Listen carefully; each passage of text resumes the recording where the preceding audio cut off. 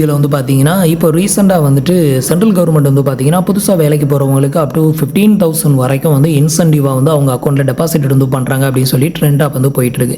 இது வந்து பார்த்தீங்க அப்படின்னா என்னோட ஃப்ரெண்டு ஒருத்தர் பார்த்துட்டு என்னடா எனக்கு ஏதாவது அமௌண்ட் வருமா இல்லை அதுக்கு என்ன பண்ணணும் ஏதாவது பண்ணால் வருமா அப்படின்னு சொல்லி கேட்டு நமக்கு வந்து மெசேஜ் பண்ணியிருந்தார். ஆக்சுவலாக அவர் 5 வருஷத்துக்கு முன்னாடி இருந்தே ஒர்க் பண்ணிக்கிட்டு இருக்காரு. இபிஎஃப்ல ரெஜிஸ்டர் பண்ணப்பட்ட ஒரு ஒன் ஆஃப் த கம்பெனியும் கூட.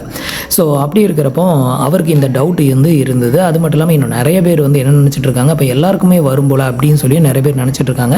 ஸோ இது யாருக்கெல்லாம் வரும் அப்படிங்கிறத ஷார்ட்டாக வந்து உங்களுக்கு சொல்கிறேன், நோட் பண்ணிக்கோங்க. ஸோ இந்த வீடியோ உங்களுக்கு யூஸ்ஃபுல்லாக இருந்ததுன்னா அவங்களோட ஃப்ரெண்ட்ஸ் அண்ட் ரிலேட்டிவ் புதுசாக வேலைக்கு போகிறாங்களா இல்லை வேலைக்கே போகாமல் இப்போ தான் படித்து முடிச்சுட்டு வீட்டில் இருப்பாங்க, வேலை தேடிக்கிட்டு இருப்பாங்க, அவங்களுக்கு கண்டிப்பாக இதை வந்து ஷேர் பண்ணுங்கள். அதுக்கு முன்னாடி இது மாதிரியான யூஸ்ஃபுல்லான அப்டேட் இன்ஃபர்மேஷனை தெரிஞ்சுக்க மறக்காமல் நம்மளோட பிஎஃப் சேனலை ஃபாலோ பண்ணிக்கோங்க.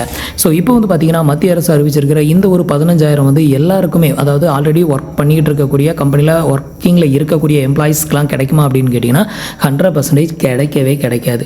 இது யாருக்கெல்லாம் கிடைக்கும் அப்படின்னு கேட்டிங்கன்னா இப்போ ஃப்ரெஷராக வந்து காலேஜ் முடிச்சுட்டு வேலைக்கு வந்து ஜாயின் பண்ணுவாங்க பார்த்தீங்களா, ஸோ அவங்களுக்கு மட்டும்தான் வந்து கிடைக்கும். அதுவும் எல்லா கம்பெனிலையுமே இது வந்து கிடைக்குமா அப்படின்னு கேட்டிங்கன்னா கிடைக்காது. இது வந்து பார்த்தீங்க அப்படின்னா நீங்கள் இப்போ புதுசாக வேலை தேடி ஒரு கம்பெனியில் போய் ஜாயின் பண்ணுறீங்க அப்படின்னா அந்த கம்பெனி இபிஎஃப்ஓவில் ரெஜிஸ்டர் பண்ணப்பட்ட ஒரு ஒன் ஆஃப் த கம்பெனியாக இருக்கணும். நிறைய கம்பெனியில் வந்து பார்த்தீங்கன்னா பிஎஃப்ஏ பிடிக்க மாட்டாங்க, ஏன்னா அவங்க வந்து இபிஎஃப்ஓவில் ரெஜிஸ்டர் பண்ணியிருக்க மாட்டாங்க. ஸோ அந்த மாதிரியான ஒரு கம்பெனியில் போயிட்டு நீங்கள் ஜாயின் பண்ணி ஒர்க் பண்ண போகிறீங்க அப்படின்னா உங்களுக்கு கண்டிப்பாக இந்த இன்சென்டிவ் அப்படிங்கிறது கிடைக்கவே கிடைக்காது. ஸோ இது யாருக்கு கிடைக்கும் அப்படின்னு கேட்டிங்கன்னா நீங்கள் ஜாயின் பண்ணக்கூடிய கம்பெனியில் பிஎஃப் வந்து பிடிக்கணும்.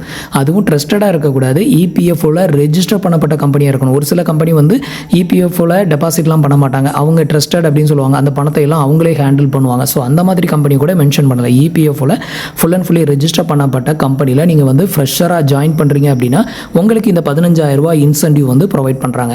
இந்த 15,000 மொத்தமாக கொடுக்குறாங்களா அப்படின்னு கேட்டிங்கன்னா கிடையாது. அங்கேயே நிறைய ட்விஸ்ட் வந்து வச்சுருக்காங்க.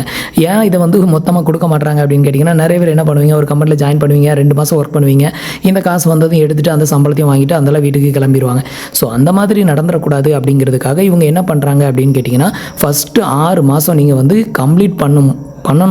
அதாவது ஒரு கம்பெனியில் ஜாயின் பண்ணி 6 மாதம் கம்ப்ளீட் பண்ணும்போது உங்களுக்கு இந்த 15,000 பாதி அமௌண்ட் 7,500 ரூபாய் உங்களோட பேங்க் அக்கௌண்ட்டுக்கு டெபாசிட் வந்து பண்ணுவாங்க.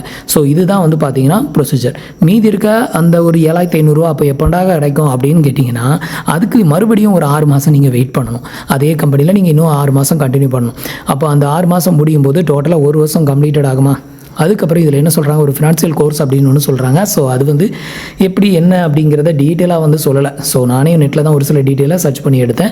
ஸோ அதில் வந்து அந்த ஃபினான்ஷியல் கோர்ஸ் எதையோ கம்ப்ளீட் பண்ணணும் சொல்லியிருக்கிறாங்க.